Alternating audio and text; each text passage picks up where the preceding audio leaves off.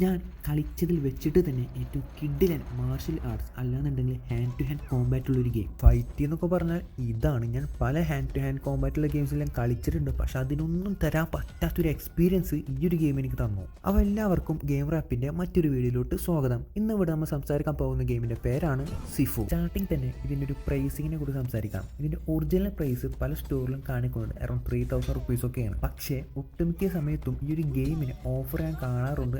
Around 500 rupees മുതൽ 1000 rupees വരെയാണ് ഇത് ഓഫറിൽ നമുക്ക് ലഭിക്കുക. സോ ആ ഒരു പ്രൈസ് റേഞ്ച്, അതായത് ബിലോ 1000 റുപ്പീസിന് ഈ ഒരു ഗെയിം നിങ്ങൾക്ക് കണ്ണുപൂട്ടി വാങ്ങിക്കാം. പക്ഷേ ഒരു 1500 രൂപ മേലേക്ക് ഈ ഒരു ഗെയിം ഞാൻ ഒരിക്കലും റെക്കമെൻഡ് ചെയ്യില്ല. അതിൻ്റെ റീസൺസിൽ ഞാൻ ഈ വീഡിയോയിൽ പറയാം. ഞാൻ മേലെ കൊടുത്തിരിക്കുന്നതാണ് ഇപ്പോൾ ഈ ഒരു ഗെയിമിൻ്റെ price across Xbox, PlayStation and PC. ഇത് നല്ലൊരു ഓഫറാണ്. സോ നിങ്ങൾ ആരെങ്കിലും ഹാൻഡ് ടു ഹാൻഡ് കോമ്പാറ്റ് അല്ലാതെ മാർഷൽ ആർട്സ് എല്ലാം നോക്കുന്നവരുണ്ടെന്നുണ്ടെങ്കിൽ തീർച്ചയായിട്ടും ഈ ഒരു ഗെയിം ചെക്കൗട്ട് ചെയ്യുക. ഇനി ഈ ഒരു ഗെയിമിലോട്ട് വരുമ്പോൾ ആദ്യം തന്നെ ഇതിൻ്റെ ഒരു സ്റ്റോറി, എനിക്കിതിൽ ഏറ്റവും വീക്കായിട്ട് തോന്നിയത് ഇതിൻ്റെ ഒരു സ്റ്റോറി പാർട്ടാണ്. കാരണം ഒരു ചെറിയ ഗെയിമാണ്. ആൻഡ് അത് കൂടാണ്ട് ഇതിൻ്റെ സ്റ്റോറി എന്ന് പറഞ്ഞാൽ സ്ഥിരം ടിപ്പിക്കൽ ക്ലീശ സ്റ്റോറിയാണ്. ഒരു റിവെഞ്ച് കഥ.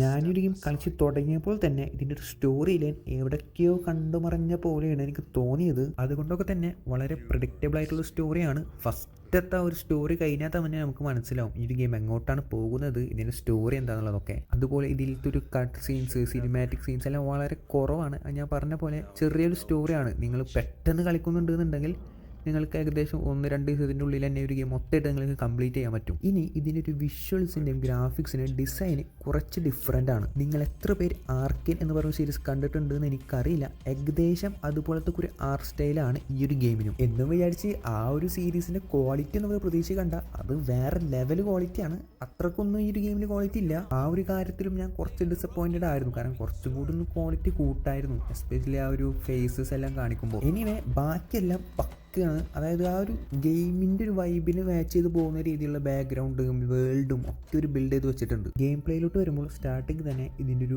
ഡിഫിക്കൽറ്റി 3 ലെവൽ ഓഫ് ഡിഫിക്കൽറ്റി ആണുള്ളത്. Easy, normal, hard. ഇതിൽ കൊടുത്തിരിക്കുന്നത് സ്റ്റുഡൻറ്റ്, ഡിസൈപ്പിൾ ആൻഡ് മാസ്റ്റർ. ഞാൻ നോർമലാണ് ചൂസ് ചെയ്തത്. എനിക്ക് അത്യാവശ്യം ബുദ്ധിമുട്ടൊക്കെ ഉണ്ടായിരുന്നു, എസ്പെഷ്യലി സ്റ്റാർട്ടിങ്ങിലൊക്കെ. പിന്നെ പയ്യെ അതൊക്കെ ഒന്ന് സെറ്റായിട്ട് വന്ന് മാസ്റ്റർ ഇട്ടിട്ട് ഞാൻ കളിച്ചിട്ടില്ല. അതിന് മെയിൻ റീസൺ ഞാൻ ഇതിന് തൊട്ട് മുന്നേ കളിച്ച ഗെയിമുകളെ കുറിച്ചിട്ടാണ്. അതിന് വീഡിയോ ഞാൻ ഓൾറെഡി ഇട്ടിട്ടുണ്ട്. ഇനിയും അതുപോലെ ഒരു ടഫുള്ള ഗെയിം കളിക്കണ്ടെന്ന് വിചാരിച്ചിട്ടാണ്. ഇനി കുറച്ചൊന്ന് സ്റ്റോറി മോഡ് ഫോക്കസ് ചെയ്തിട്ട് ഒന്ന് റിലാക്സ് ചെയ്ത് കളിക്കാൻ വേണ്ടിയിട്ടാണ് ഇത് ഞാൻ മീഡിയത്തിൽ ഇട്ട് കളിച്ചത്. സോ അതെല്ലാം നിങ്ങളുടെ പേഴ്സണൽ ഒപ്പീനിയനാണ്. അതിനനുസരിച്ചിട്ടുള്ള ഒരു ഡിഫിക്കൽട്ടി ലെവൽ ചൂസ് ചെയ്യുക. ഈ ഒരു ഗെയിമിൽ മെയിനായിട്ട് 5 ലെവൽസ് ആണുള്ളത്. 5 ലെവൽസ് എന്ന് പറഞ്ഞാൽ ഒരു 5 ലൊക്കേഷൻസ് ഉണ്ട്. ആ ഒരു 5 ലൊക്കേഷനിലും ഡിഫറെൻറ്റ് ബോസസ് ഉണ്ട്. ആൻഡ് ഓഫ് കോഴ്സ് ഇവരെ ഡിഫീറ്റ് ചെയ്യാന്നുള്ളതാണ് അൾട്ടിമേറ്റ് നമ്മുടെ ഒരു ലക്ഷ്യം. ഇനി ഇത് പല ആൾക്കാരെ മിസ് ചെയ്തിട്ടുണ്ടാവും. അതായത് നമുക്ക് ബോസസിനെ വേണമെങ്കിൽ വെറുതെ വിടാം. അത് എങ്ങനെയുള്ളത് ഞാൻ ജസ്റ്റ് പറഞ്ഞുതരാം. അതായത് എല്ലാ ബോസിനായിട്ടും 2 റൗണ്ട് ഓഫ് ഫൈറ്റാണ് ഉണ്ടാവുക. അതിൽ സെക്കൻഡ് റൗണ്ടിൽ ഫിനിഷർ കോംബോ ചൂസ് ചെയ്യും. ഒരു ഗെയിം കളിക്കുമ്പോൾ നിങ്ങൾക്ക് മനസ്സിലാവും.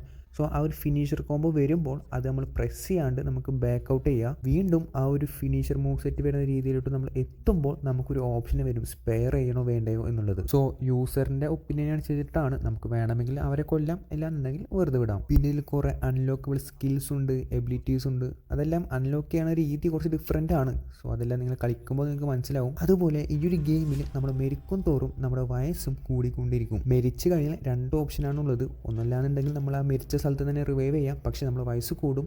അതല്ലാന്നുണ്ടെങ്കിൽ ആ റൗണ്ട് സ്റ്റാർട്ട് ചെയ്യുന്നത് മുതൽ വീണ്ടും കളിക്കാം. നമ്മൾ ഡെത്ത് കൗണ്ടർ വെച്ചിട്ട് കൗണ്ട് ചെയ്യും. ആൻഡ് അതിന് അനുസരിച്ചിട്ടായിരിക്കും നമ്മുടെ ഏജും കൂടുക. ഇനി ഇതിലൊരു എവിഡൻസ് ബോർഡ് ഉണ്ട്. അതിൽ നമ്മൾ കളക്ട് ചെയ്യുന്ന ഒരു എവിഡൻസ് എല്ലാം അതിൽ ഡിസ്പ്ലേ ചെയ്യും. അതിൻ്റെ ബേസിൽ പല ലോക്കായിട്ടുള്ള സ്ഥലങ്ങളും നമുക്ക് ആക്സസ് ചെയ്യാൻ പറ്റും. ഫോർ എക്സാമ്പിൾ ലെവൽ 1 ഒരു സ്ഥലം ലോക്കായിരിക്കും. പക്ഷെ അത് ആക്സസ് ചെയ്യണമെന്നുണ്ടെന്നുണ്ടെങ്കിൽ ലെവൽ 3 അല്ലെങ്കിൽ ലെവൽ 2 ചില എനിമീസിനെ ഡിഫീറ്റ് ചെയ്യേണ്ടി വരും, അല്ലെങ്കിൽ ചില ഐറ്റംസ് കളക്ട് ചെയ്യേണ്ടി വരും. അങ്ങനെ കളക്ട് ചെയ്തതിന് ശേഷം ആ ഒരു എവിഡൻസ് ബോക്സ് നോക്കാം. സോ അതിലൊരു മാർക്കിങ് കാണിക്കും. അതിനനുസരിച്ചിട്ട് വീണ്ടും ലെവൽ 1 പോയിട്ട് ആ ഒരു ഏരിയ നമുക്ക് ആക്സസ് ചെയ്യാൻ പറ്റും. ആൻഡ് വൺ മോർ തിങ്, നമ്മളിപ്പോൾ ലെവൽ 3 കംപ്ലീറ്റ് ചെയ്തിട്ടാണ് ലെവൽ 1 പോകുന്നത് എങ്കിൽ പോലും നമുക്ക് ലെവൽ 3 കിട്ടിയ എബിലിറ്റീസ് ഒന്നും ലെവൽ 1 നമുക്ക് കിട്ടില്ല. നമ്മൾ എവിടെ നിന്ന് തുടങ്ങി ലെവൽ 1 അതിനനുസരിച്ചിട്ടേ കിട്ടും. ഞാൻ കൂടുതൽ നിങ്ങളെ പറഞ്ഞ് കൺഫ്യൂസ് ചെയ്യുന്നില്ല. കാരണം ഇതിൻ്റെ ഗെയിം പ്ലേയും ഇതിൻ്റെ ലെവലപ്പും എബിലിറ്റീസ് അൺലോക്ക് ചെയ്യുന്നത് കുറച്ച് ഡിഫറെൻ്റ് ആണ്.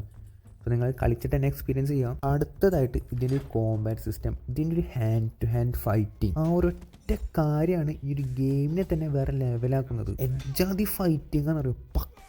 റിയലിസ്റ്റിക് ആയിട്ടുള്ള മാർഷൽ ആർട്ട്. ഓരോ ഫൈറ്റും ഓരോ കോമ്പോസും ഒക്കെ ഉണ്ട് ഇതിൽ. നമ്മളിങ്ങനെ കണ്ടിന്യൂ ഫൈറ്റ് എന്തും ഓരോ ഏരിയ അനുസരിച്ചിട്ട് നമ്മൾ ഫൈറ്റിംഗ് സ്റ്റൈല് മാറും. അതുപോലെ ഡിഫറെൻ്റ് ആയിട്ടുള്ള എക്യുപ്മെൻറ്റ്സ് എല്ലാം നമുക്ക് യൂസ് ചെയ്യാൻ പറ്റും. അതായത് ഇപ്പോൾ അവിടെ എടുക്കുന്ന ഓരോ ആയുധങ്ങളെല്ലാം എടുക്കാൻ പറ്റും. അതുപോലെ ആ ആയുധം വെച്ചിട്ട് ഓരോ ഡിഫറെൻറ്റ് മൂവ് സെറ്റ് ഉണ്ട്, സ്പെഷ്യലായിട്ടുള്ള എബിലിറ്റീസ് കുറേ ഉണ്ട്. അതെല്ലാം എന്ത് രസമാണെന്ന് അറിയാം അങ്ങനെ ഫൈറ്റ് ചെയ്യാൻ വേണ്ടിയിട്ട്. ഇതിൻ്റെ സ്റ്റോറി ഒന്നല്ല ഈ ഒരു ഗെയിമിൽ എന്നെ ഹുക്ക് ചെയ്തിരുത്തിയത്, ഇതിൽ ഫൈറ്റിംഗ് മാത്രമാണ്. നമ്മൾ ഫൈറ്റ് ചെയ്യുന്നതും അറ്റ് സെയിം ടൈം ബ്ലോക്ക് ചെയ്യുന്നതും ഇവേഡ് ചെയ്യുന്നതും ഓരോ ഡിഫറെൻറ്റ് മൂവ്സ് ഉണ്ടോ ഇവേഡ് ചെയ്യാനൊക്കെ വേണ്ടിയിട്ട്.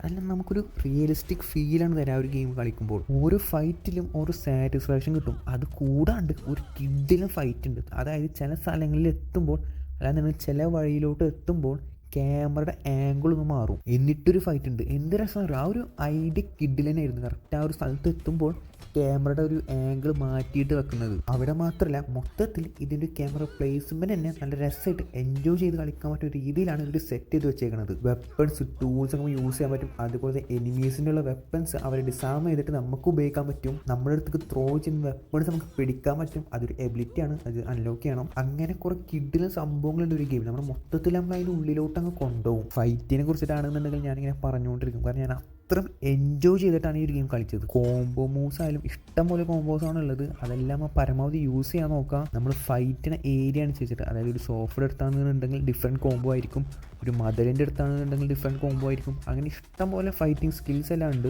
അതുകൊണ്ട് തന്നെ കണ്ട കോംബോ തന്നെ വീണ്ടും വീണ്ടും കണ്ട് ബോറടിക്കുന്ന ഒരു പ്രശ്നങ്ങളൊന്നും ഈ ഒരു ഗെയിമിലില്ല. ഓരോ ബോസ് ഫൈറ്റും നൈസായിരുന്നു, കാരണം അവർക്കെല്ലാം ഡിഫറെൻറ്റ് വെപ്പൺസ് ഉണ്ട്. ആൻഡ് അവസാനത്തെ ബോസ് ഫൈറ്റും കുറച്ച് ഡിഫറെൻ്റ് ആണ്. സോ അതെല്ലാം നിങ്ങൾ കളിച്ചിട്ട് തന്നെ എക്സ്പീരിയൻസ് ചെയ്യുക. ഒരു കാര്യം ഞാൻ വിട്ടുപോയി, ഓരോ ലെവലിൻ്റെയും ഇടയിൽ വെച്ചിട്ട് നമുക്ക് ചെക്ക് പോയിന്റ് കിട്ടില്ല. ഒന്നല്ലാന്നുണ്ടെങ്കിൽ മരിച്ചു കഴിഞ്ഞാൽ സ്റ്റാർട്ടിങ് മുതൽ കളിക്കണം.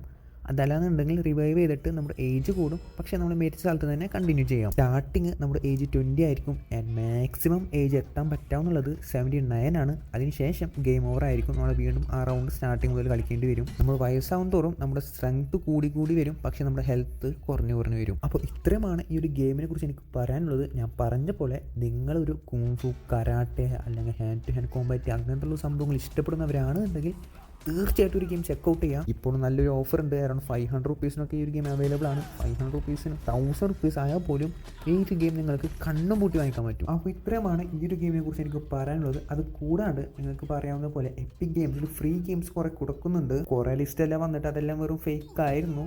സോ അതുകൊണ്ടൊക്കെ തന്നെയാണ് ഞാൻ അതിനെ കുറിച്ചിട്ടൊന്നും വീഡിയോ ഇടാണ്ടിരുന്നത്. ഇതുവരെ വന്നതിൽ വെച്ചിട്ട് നല്ലൊരു ഫ്രീ ഗെയിം എനിക്ക് തോന്നിയത് ഒന്ന് ഹോഗ്വാർട്സ് ലെഗസിയും അത് കൂടാണ്ട് ദി കലിസ്റ്റോ പ്രോട്ടോകോളാണ്. ഇതിൽ ഹോഗ്വാർട്സ് ലെഗസി അത്ര കിഡിലും ഗെയിമൊന്നും എനിക്ക് തോന്നിയിട്ടില്ല, ബട്ട് സ്റ്റിൽ ഫ്രീ ആയിട്ട് കൊടുക്കുന്ന ഒരു ഗെയിമാണ്. എന്തായാലും പർച്ചേസ് ചെയ്ത് വെച്ചോ. ഇതുപോലെ കഴിഞ്ഞ പ്രാവശ്യം ഫ്രീ ആയിട്ട് കൊടുത്തൊരു ഗെയിമായിരുന്നു ഈ സിഫോ. 2024 ഡിസംബർ 31 ഈ ഒരു ഗെയിം കൊടുത്തത്.